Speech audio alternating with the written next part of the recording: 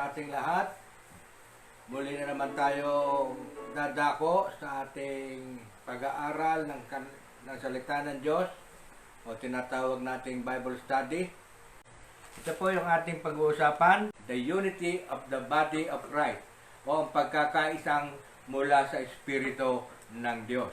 Ating pong basahin yung ating teksto. Ito po ay matatagpuan sa aklat ng Efeso, chapter 4, verse 1 to 6. Ang sabi po ni Pablo, ito po isulat ni Pablo sa mga taga-Efeso. Bibigyan ko kayo po ng background mamaya.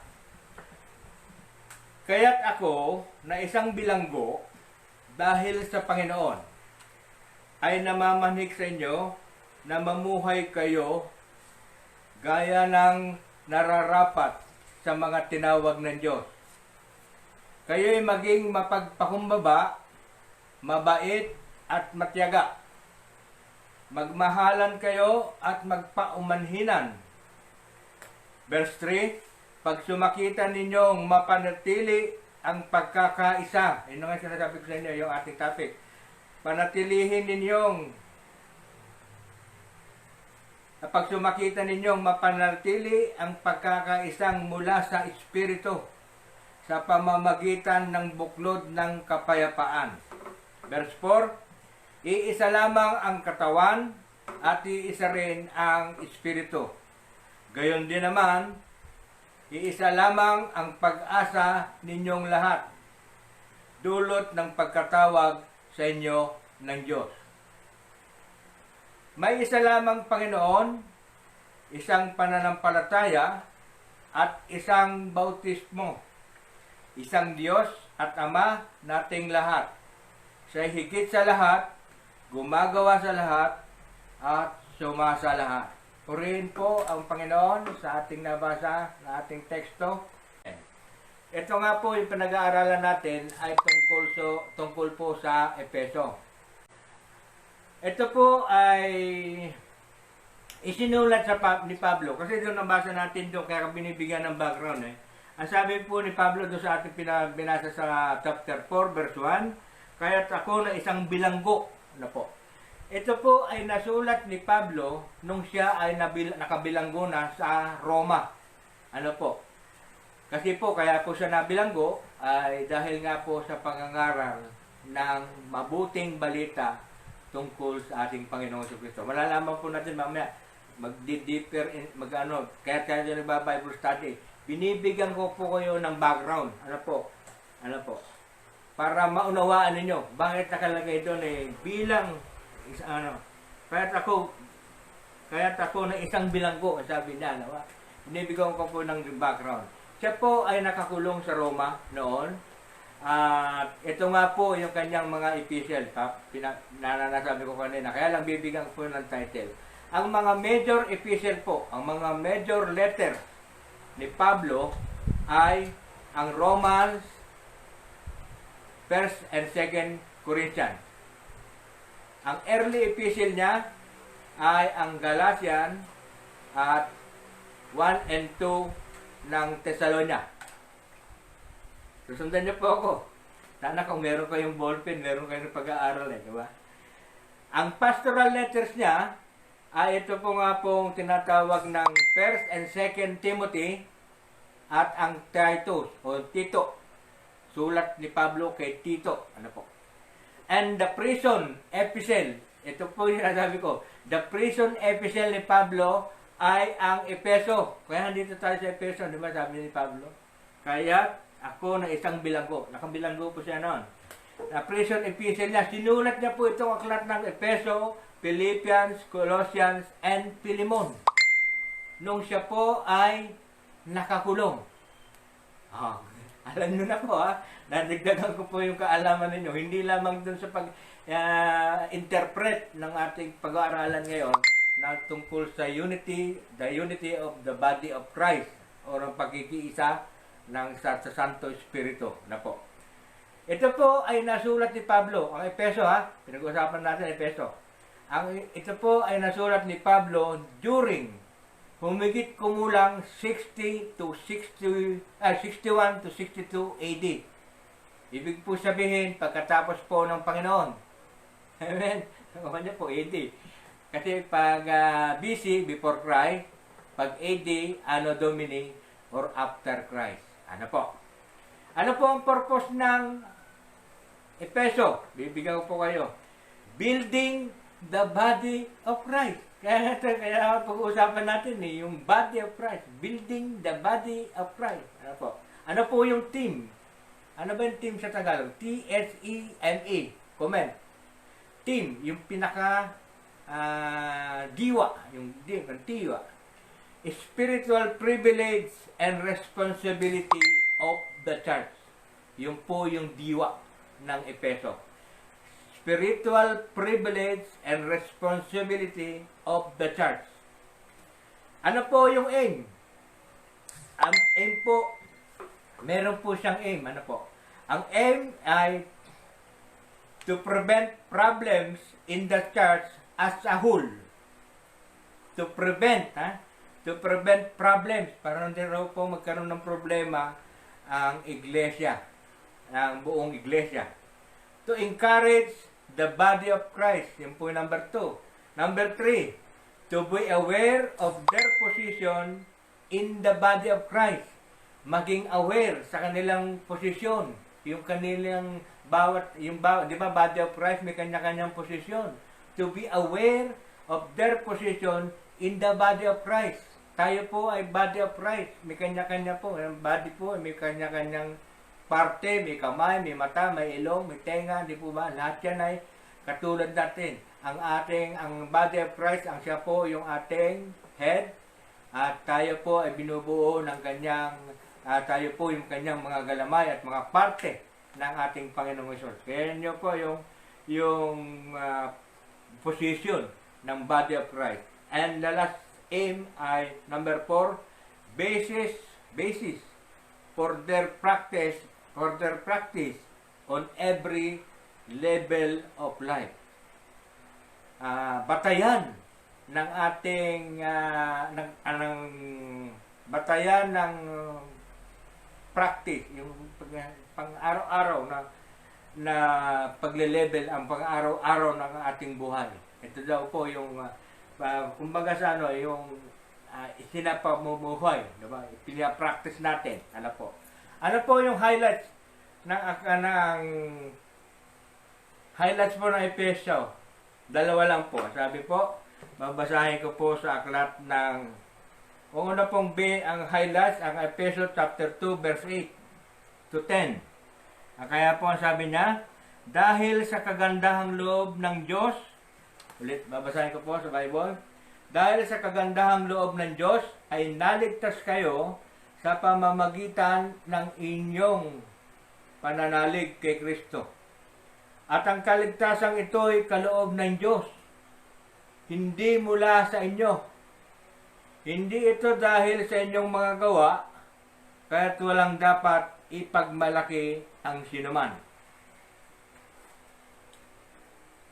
Verse 10, kayo'y kanyang nilalang, nilikha sa pamamagitan ni Kristo Jesus upang iukol natin ang ating buhay sa paggawa ng mabuti na itinilagana ng Diyos para sa atin noong panguna. Yun nga po yung sabi ko kanina, yung practice o basis for their practice on every level of life. Ito nga po yung sabi, kanyang nilikha sa pamamagitan upang iukol natin ang ating buhay sa paggawa ng mabuti. Yun nga po yung practice ng level of life. Yun nga po. Pangalawang highlights, yun nga po yung binasa na natin. Yung chapter 4 ng Efeso, verse 1 to 3. Ulitin ko, basahin ko na lamang po yung 1 to 3. Pero ang teksto po natin ay 1 to 6. Pero babasahin ko na lang po yung second highlight, yung second highlights ng aklat ng Efeso. Ang sabi po, babasahin ko po yung pangalawang highlight. Ito po yung ating pinag-aaralan ngayon, ang chapter 4, verse 1 to 3. Ulitin ko. Kaya't ako na isang bilanggo dahil sa Panginoon ay namamanhik sa inyo na mamuhay kayo gaya ng marapat sa mga tinawag ng Diyos. Kayo'y maging mapagpakumbaba, mabait at matyaga, magmahalan kayo at magpaumanhinan. Pag sumakitan, ito na yung verse 3 hanggang 3, pag sumakitan ninyong mapanatili ang pagkakaisang mula sa Espiritu sa pamamagitan ng buklod ng kapayapaan. Bakit ko po isinare sa inyo yung tungkol na background ng Efeso? Ito po ay kinuha ko po sa Bible School. Ano po? Binibigyan ko po kayo ng insight, karagdagang kaalaman. Why? Ang sabi po ni Pablo, sabi niya po, utos po ito eh. Ang sabi niya ni Pablo sa pangalawang Timothy, verse 2, 1 and 2. Tignan niyo po Ngunit Timoteo, anak ko, tinawag ni Timoteo, ang tinawag po ni Pablo si Timoteo kasi si Timoteo ay anak ni Pablo sa pananampalataya.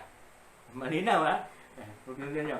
Ngunit Timoteo, anak ko, magpakatatag ka sa tulong na Hesukristo. Ang mga narinig mo sa akin sa harapan ng maraming saksi ay ituro mo sa mga taong mapagkakatiwalaang magturo naman sa iba. Kasi ako nga po, yung ako po may natututunan, ipinapasa ko naman sa inyo. Para kayo naman din, ay sabi niya, ang mga narinig ko mo sa akin sa harapan ng maraming saksi, ay ituro mo naman sa taong mapagkakatiwalaan. Kayo nga po yun. Kaya dapat meron po tayo napupulot sa aking naibabahagi sa inyong Bible study. Remember, lagi kong pinagdidiinan, hindi po ako nagsisermon kasi po ito po ay Bible study. Kaya nga sabi, mapagkakatiwalaan upang magturo naman sa iba. Kaya kung meron po kayo natututunan sa akin, pwede naman din yung ipasa sa iba. Kasi nga, di ba, sa Facebook, pag nakakita tayo ng magandang message, share. Okay na. No. Kaya lang nakakalungkot, maraming hindi magaganda nakikita, tapos share pa ng share. At tulad yung hinanakit ng mga tao sa relief. Tapos ay hanggang doon sa kasiraan na, hindi na po maganda. Maganda po ang share natin yung napapakinabangan o pag-aaralan natin mamaya yung pakinabang sa iba. Ano po, mapapakinabangan ng iba. Amen? Pakinabang para sa iba. Yun na nga po. Yun na nga yun. Punta na po tayo sa ating pinag-aaralan. Ang sabi nga po, ang topic natin ay ang pagkakaisang mula sa Espiritu. We are united through the Holy Spirit. Yun nga po, yung napag-aralan natin. Nung nakaraan, naituro ko na sa inyo. Ang Diyos Ama, ang creation, ang Diyos Ama, ang Diyos Anak, ang salvation, at ang Espiritu Santo. Yun po yung kasama natin ngayon. Yun po yung ating gumagabay sa atin na iniwan ng ating Panginoong Hesukristo na sabi niya, aalis ako at kayo ay merong may darating sa iyo na kapalit ko na siyang gagabay, di ba? Hindi na tayo mapapariwara kasi meron po tayo ang isa pong dito, literal na pag ganito po. Pansinin niyo po. Pag meron po kayong nagawa, na alam niyong mali, di ba binabagbag yung dami niyo? Ba't ko nagawa yun? Why? Kasi yun po yung Santo Espiritu Kumakalabit. Nagawa mo na Hindi ka naman pipigilan ng Panginoon ng Santo Espiritu. Nagawa mo na. Kaya lang, uusigin ka. Yun po yung Santo Espiritu Inuusig ng Santo Espiritu yung Espiritu ng bawat tao. Kaya niya nakukuha nating magsisi at nalalaman natin na tayo ay nagkakamali. Amen? Amen. Ang sabi po, number 1, pagkakaisa ng katawan ni Kristo. 1 verse 8. Isa lamang ang Panginoon. ito ay hindi maaaring likhain ng sinuman. Yun nga po yung sabi natin kanina, basa natin sa Ephesians chapter 2 verse 8. Hindi ito dahil sa inyong mga gawa. O kaya sa umpisa natin sa 8, dahil sa kagandahang loob ng Diyos ay naligtas kayo sa pamamagitan ng inyong pananalig kay Kristo. At ang kaligtasan ito'y kaloob ng Diyos at hindi mula sa inyo. Kaya nga po, kaya po ang pagkikaisa sa katawan ng Kristo, alam natin na iisa lamang ang Panginoon at ito ay hindi maaaring likhain ng sinuman. Kasi nga po siya lang po ang may gawa nito. At ito ay para sa mga naniniwala sa katotohanan at tumanggap sa ating Panginoong Jesucristo. Yan po yung part 1 ng lagyan natin letter A sa unang pinag-aaralan natin. Letter B, isang pananampalataya. Ito po yung sinasabi ko sa 1, ang pagkakaisa sa katawan ng Kristo. Ito po, ulitin ko, parang nalito yata kayo, no? Ang sabi ko sa 1, ang pagkakaisa ng katawan ni Kristo ay A, isa lamang Panginoon. Ito ay hindi maaaring likhain ng sinuman. Ito ay para sa mga naniniwala sa katotohanan at tumanggap sa Panginoong Jesucristo. B, isang pananampalataya. Bagaran mo ng konti. Ano po? Isang pananampalataya. Ano po? Tayo ay merong sinasampalatayaan, but the God the Father, God the Son, and God the Holy Spirit. Di ba sa panalangin natin, di ba? Andun yun, yung tatlo. Amen? Isang pananampalataya. Number 3, isang bautismo. Dalawa po yung bautismo na alam ng tao. Ngayon malalaman nyo. Sakali man hindi, o sakali man yung alam na, ito reminder lamang. Pero yung hindi po nakakaalam, dalawa po yung bautismo. Ano po? Ang unang bautismo po ay yung bautismo sa tubig na itinuro ni Apostol Juan. Number 2 po, yung bautismo ng Santo Espiritu na pagkatapos na mabuhay. Kasi po kahapon, pinagdiwang natin kamatayan ng Panginoon. Yung pagkatapos mabuhay ng Panginoon, siya po ay nagpakita sa mga apostol at sila ay punuspos ng Santo Espiritu. Yun na po yung baptism of the Holy Spirit. Kaya kung mababasa niyo po yung aklat ng gawa, andun sa first part ng aklat ng gawa, nakita niyo po, lahat ng mga nakarinig ng mga salita ng apostol, kahit iba't iba ang wika, nakakaintindihan ng maraming tao. Dahil sila ay napuspos ng Santo Espiritu. Yun na po yung gumabay, yung pag-akyat ng Panginoon, siya na po yung pumalit, yung Santo Espiritu. Yun po ay mababasa natin sa aklat ng gawa, sa verse 1 and 2 ng aklat ng gawa. Kaya nga po sabi ko, maganda na nagbabasa po tayo, ano po. At ito po, babasahin ko po kung bakit nagkaroon po ng dalawang bautismo. Sabi po. Aklat ng gawa, chapter 19. Nauna po si Apollo na nangaral sa Efeso. Ano po? Bibigyan ko ng background kasi yun po yun nandun sa chapter 18 Pero nung si Pablo ay napunta sa Efeso, ito po sabi, samantalang nasa Korinto na si Apollos, si Pablo naman ay naglagos sa mga dakong bulubundukin ng lalawigan hanggang dumating sa Efeso. Okay? May natagpuan siya roong isang alagad at tinanong niya, tinanggap ba ninyo ang Espiritu Santo nang sumampalataya kayo? Hindi po, tugon niya. Hindi namin narinig na may Santo Espiritu. Hindi po namin narinig na may Espiritu Santo. Ang sagot niya nung tinanong ni Pablo. Kung gayon, sa ano kayo nabautismohan? Tanong niya. Sa bautismo po ni Juan, anila. Sinabi ni Pablo, ang bautismo ni Juan ay tanda ng pagsisisi. Sinabi niya sa mga Israelita na dapat silang sumampalataya sa darating na kasunod niya sa mga katulad bagay ang ating Panginoong Jesucristo. Di ba? Ay sabi nga ni Apostol Juan nun hindi po ako karapat-dapat. Kasi po yung kasunod ko ang siyang karapat-dapat. Kasi sinamba na ng tao sa Apostol Juan eh. Hindi po akong karapat-dapat. Kasi nagbabautismo siya sa tubig eh.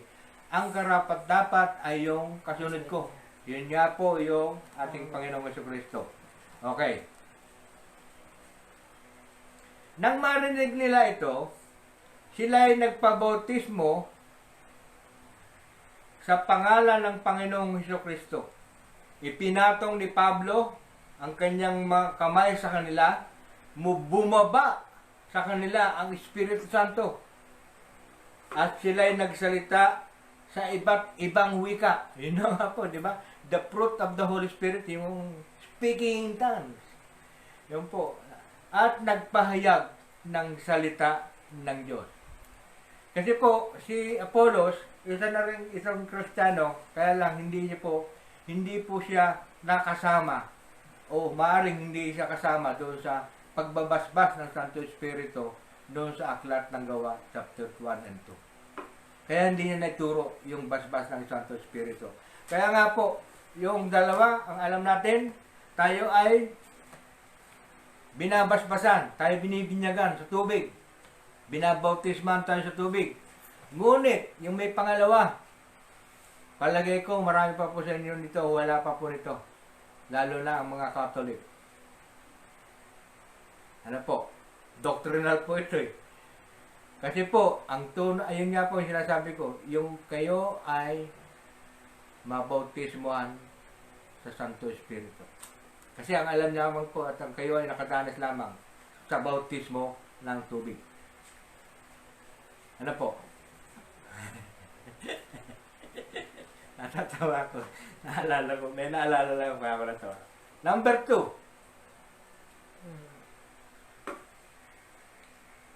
Magiging ganap sa pamamagitan ng pagiging ganap ng ating Panginoong Jesucristo. Kapag nag-ano tayo dito sa ganap-ganap, yung pala, fulfillment.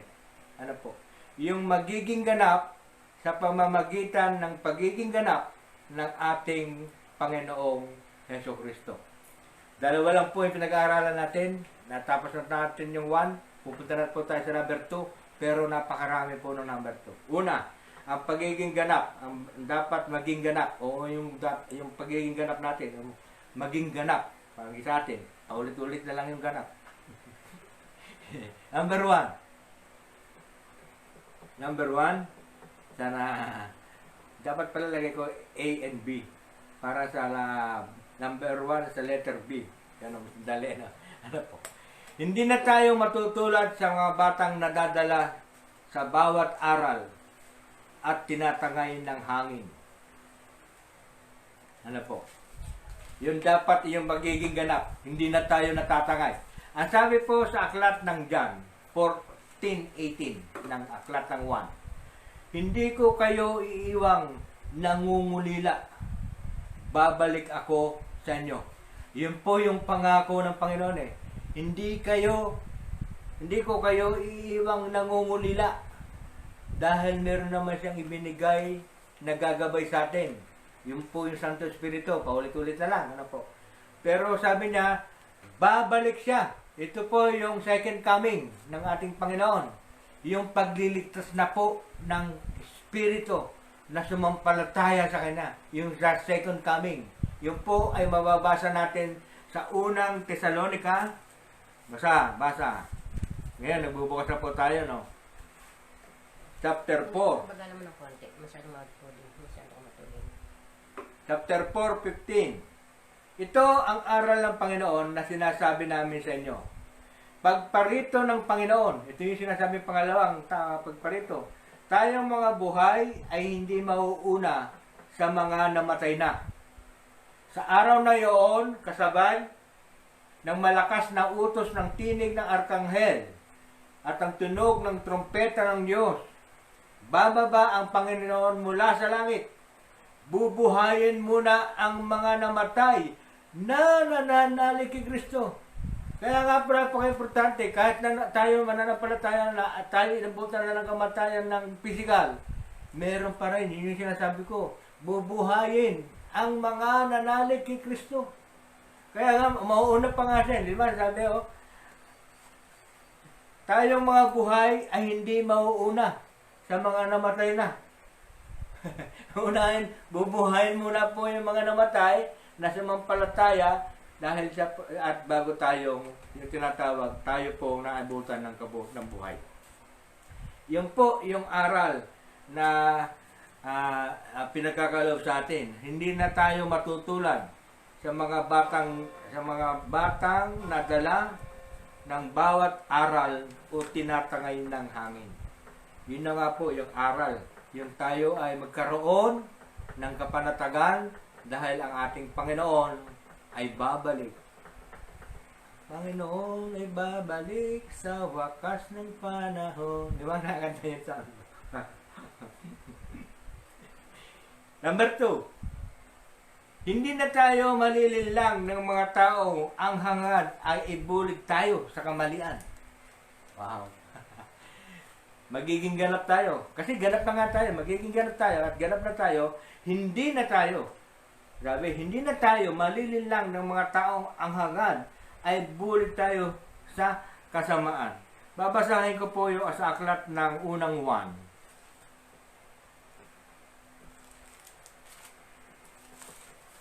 Chapter 4. Ano po yung sabi doon? Hindi na tayo malilinlang ng mga taong ang hangad ay ibulig tayo sa kamalian. Ayun daw po yung mga bulaang propeta. At ito po, papabasahin ko po sa inyo. Ano po ba yung mga bulaang propeta? Mga minamahal. Ano rin o? Porque binabasa natin talaga aralan ito. Suriin nyo din ako. Iniaaral ko sa inyo. Dahil ito yung warning. Ha? Tignan niyo po. Bakit po? Sinabi ko. Ito po yung dahilan. Ha? kaya sabi, wag daw sabi, oh. No? Basahin na natin mas mainyo. Mga minamahal, wag ninyong paniwalaan agad ang bawat nagsasabing sumasa kanila ang Espiritu. Sa halip, ay subukan muna ninyo upang malaman kung mula sa Diyos ang Espiritong sumasa kanila. Sapagkat marami ng bulaang propeta ang lumitaw sa sanlibutan. Ito ang pagkakakilanlang kung sino ang kinaroroonan ng Espiritu ng Diyos. Ang nagpapahayag na si Jesucristo ay naging tao ang siyang kinaroroonan ng Espiritong mula sa Diyos. Subalit hindi nagpapahayag ng gayon tungkol kay Jesus. Subalit ang hindi nagpapahayag ng gayon tungkol kay Jesus ay hindi kinaroroonan ng Espiritu mula sa Diyos. Ang Espiritu ng Antikristo ang nasa kanya. Nasabi na sa inyong ito'y darating at ngayon nga'y nasa sanlibutan na. Kaya nga daw po, minawarningan tayo. It is a warning. Number 4. Number 3 pa lang. Ang pagsasalita ng katotohanan sa diwa ng pag-ibig. Yun na po yung isang mga katangian na po ito ng pagiging ganap. Dahil sa pagiging ganap ng ating Panginoon si Kristo. Ang sabi po sa aklat ng Proverbs, chapter 2, verse 22, chapter 12, verse 22. Proverbs, o Kawikaan, chapter 12, verse 22, na ano ba yung number natin? Ang pagsasalita ng katotohanan sa diwa ng pag-ibig. Ano po? Sabi niya. Chapter 12, verse 22, namumuhi si Yahweh sa taong sinungaling. Ngunit ang tapat ay ligaya ng aliw. Hindi agad sinasabi ang alam ng matalino, ngunit kamangmangan ay iahayag ng mangmang na tao. Yun nga po ang sinasabi, ang pagsasalita ng katotohanan ay hindi nagsisinungaling. Pinag-uusapan natin. Not telling the truth, nagsisinungaling, dapat siya po ay nagsasabi ng katotohanan. Number 4, ang pagsasagawa ng tungkulin ng bawat bahagi upang mabuo ang katawan mula sa mga bahaging pinag-uugnay-ugnay ng kasuan. Ito nga po yung sinasabi ko kanina, yung sa umpisa nga, pagsasagawa ng tungkulin ng bawat bahagi. Dito, yung nakita natin, no, yung sinasabi natin, yung pagsasagawa ng tungkulin. Lahat ay nagkakaroon tayo. Every reunion, merong suggestion at ginagawa natin yung katungkulan. Ang pagsasagawa ng tungkulin ng bawat bahagi upang mabuo ang katawan mula sa mga bahaging pinag-uugnay-ugnay ng kasukasuan. Nabasa ko na ba yung 2 Pedro chapter 3 verse 18? Ayon sa kagandahang loob ng Diyos, magpatuloy kayo sa paglago, sa kabutihan, at sa pagkakilala sa ating Panginoong Jesucristo. Matured. Nagiging matured na. Hindi tayo isip bata. Na, oy, under ka na, wala na. Nasabihan ka ng under, hindi mo na ginawa yung tungkulin mo. Ano po? Ulitin ko, ayon sa kagandahang loob ng Diyos, magpatuloy kayo sa paglago, sa kabutihan, at sa pagkilala sa ating Panginoong Jesucristo. Amen? Number 5. 14 po ito, yung pagiging ganap. Sabi ko nga po, napakahaba. Kasi 2 parte lamang po ito. At nasa second part na tayo, at ito nga po ay ang number 5. Namumuhay sa pangalan ng Panginoon. Number letter A, may kabuluhan sa pag-iisip at may pangunawa at di sa katigasan ng ulo dulot ng kamangmangan. Ulitin ko po, may kabuluhan sa pag-iisip at may pangunawa at di sa katigasan ng ulo dulot ng kamangmangan. Sabi po sa Proverbs 10:23, ang sabi, ang paggawa ng kasalanan ay kasiyahan. Ang pangagawa ng kasalanan ay kasiyahan ng masama. Ngunit ang mabuting asal ay kasiyahan ng may unawa. Amen. Yun po. Ang sabi nga po ay yung pag-iisip, yung pang-uunawa natin. Nabanggit na natin ito dun sa ating unang Bible study. Yung open-minded. Di ba? Malawak ang isip. Di ba? Nabanggit na pag-aralan natin yon. Yung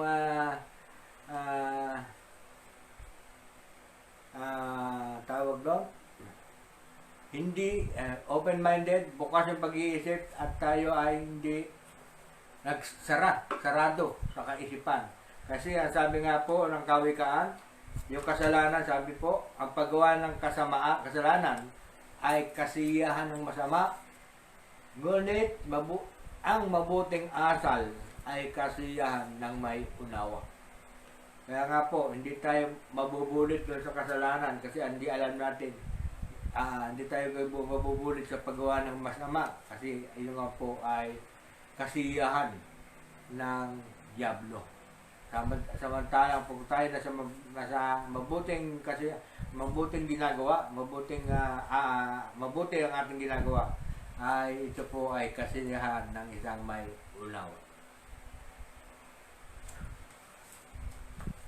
Number 6.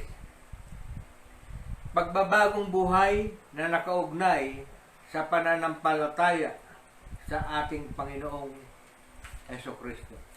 Yun, yung pagiging ganap natin ay yung pagbabagong buhay na nakaugnay. Yun nga po, yung isa rin na pag-aralan na natin yung kailangan na tayo ay draw near to God. Nakaugnay sa Diyos, na pag-aralan natin sa unang ating Bible study. Kaya nga po, yung nakauglagi tayong naka-connected sa Panginoon para yung ating gagawin ay may isip natin ng 2, 3 times or 4 times or 100 times nating maiisipan bago natin magawa. Kasi meron tayong Panginoon sa ating buhay. Amen? Ito po, ang sabi po sa Awit 51, Psalm 51 verse 10, isang pusong tapat na sa akin likhain, bigyan mo o Diyos ng bagong damdamin. Isang pusong tapat na sa akin likhain, bigyan mo o Diyos ng bagong damdamin. Amen?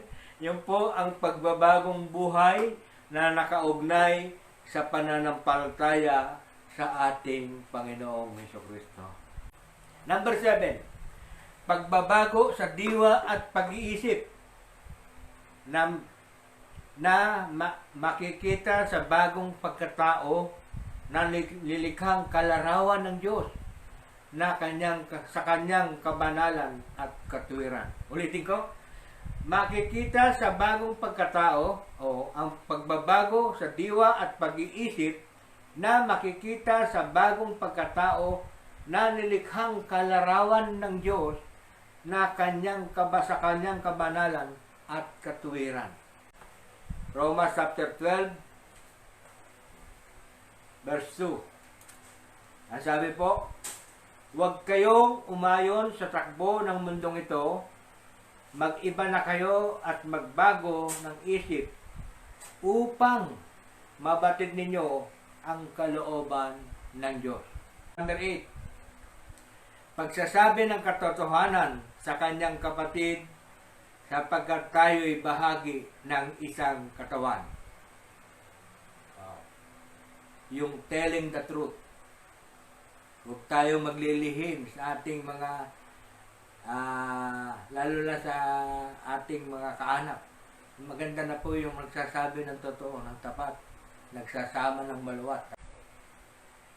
Number 9, hindi at huwag bigyan ng pagkakataon ang dyablo. Ang sabi nga po, nasabi natin, napag-aralan natin din po ito. Ang sabi po sa Santiago chapter 4:17, kaya nga, pakasakop kayo sa Diyos, labanan ninyo ang dyablo at lalayuan niya kayo. Yun nga po yung number 9. Hindi at huwag bigyan ng pagkakataon ang dyablo. Yun nga po. Yung mga elements na tayo ay magiging ganap. Number 10. Ang pangungusap ay laging makakabuti at angkop sa pagkakataon upang may pakinabang ng makaririnig. Yun yung sinasabi ko kanina, di ba? Magsasalita tayo ng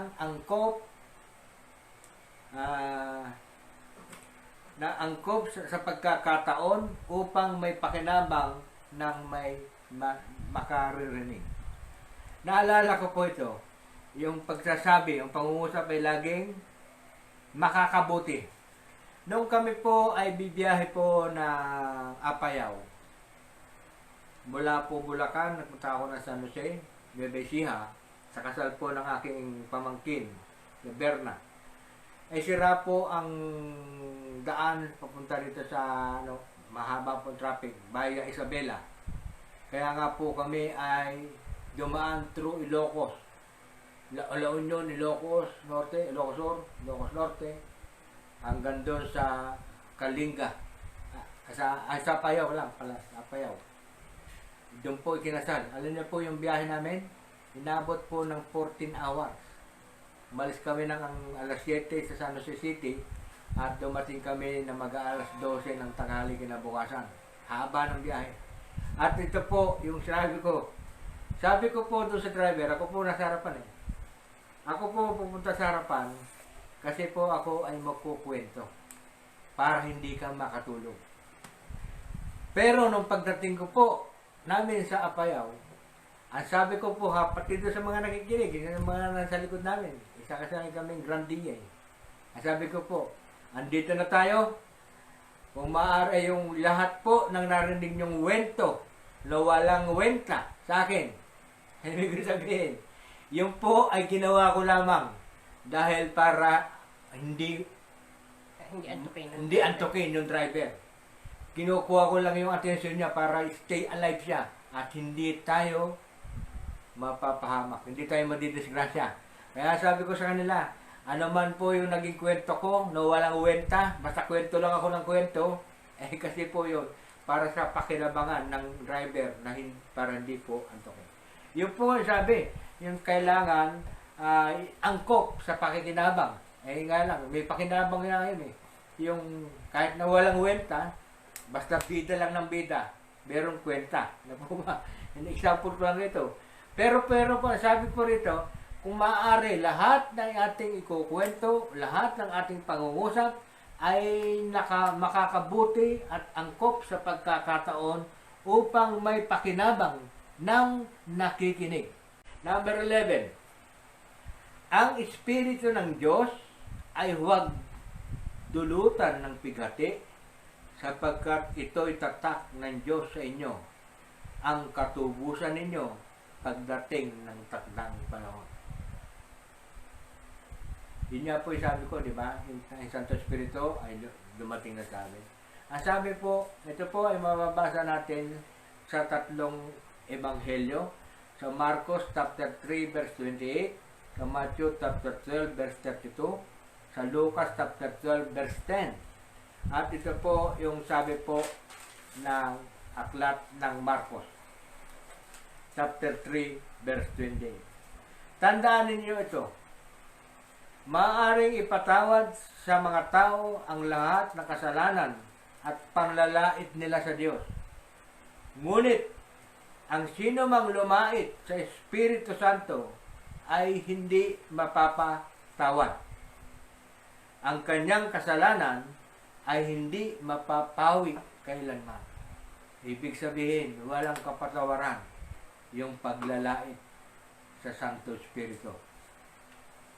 Additional input po sa ating pong mga ating pananampalataya na wag daw po natin ang espiritu ng Diyos ay wag nating dulutan ng pighati sapagkat ito'y tatak ng Diyos sa inyo, ang katubusan ninyo pagdating ng panahon. The last but not the least, ang number 12, ay meron pa pala. 11 na po yun. Number 12 po, maging mapagpakumbaba, mabait at matyaga. Hindi ko na binigyan po ng verses to, napag-aralan natin to ng mga nakarang araw. Advice na lamang po ito, sabi, maging mapagpakumbaba. Ito po yung requirements para maging ganap. Mapagpakumbaba, mabait at matyaga, magmahalan at magpaumanhinan. Ito po, pinapag-usapan na rin natin yung forgiveness. Kahapon yata. Pag sumakita ninyong ayun po, yung dalawa. At ito po yung last, number 14. At ito ang may verse. Pag sumakita ninyong mapanatili ang pagkakaisang mula sa Espiritu. Parang conclusion na po ito eh. Pag sumakita ninyong mapanatili ang pagkakaisang mula sa Espiritu. Kasi nga po ito yung ating topic. Pagkakaisang mula sa Espiritu sa pamamagitan ng buklod ng kapayapaan. Ang sabi po sa pangalawang Tesalonia chapter 3 verse 16, ang sabi, ang Panginoon na bukal ng kapayapaan, ang siya nawang magkaloob sa inyo ng kapayapaan sa lahat ng pagkakataon. Purihin po ang Panginoon sa ating napag-aralan. Ang pinag-aralan po natin ay ang pagiging isa, ang pagkakaisa mula sa Santo Espiritu. United in Spirit, united in the body of Christ. At tayo po ay manalangin.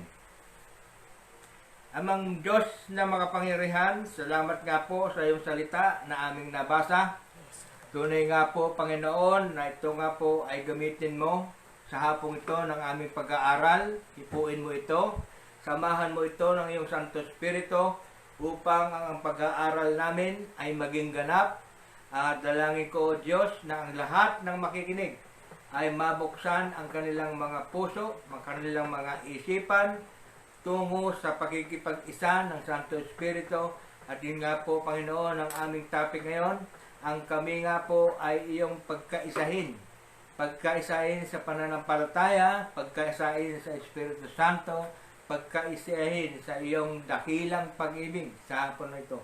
Panginoon, itinataas ko po sa iyo ang lahat ng aming kaanak na sa aming reunion date ngayon, na mga taga-Tarlac, mga taga-Muñoz, hindi ko na po isa-isahin sa inyo, mamaya na po kayo isa-isahin.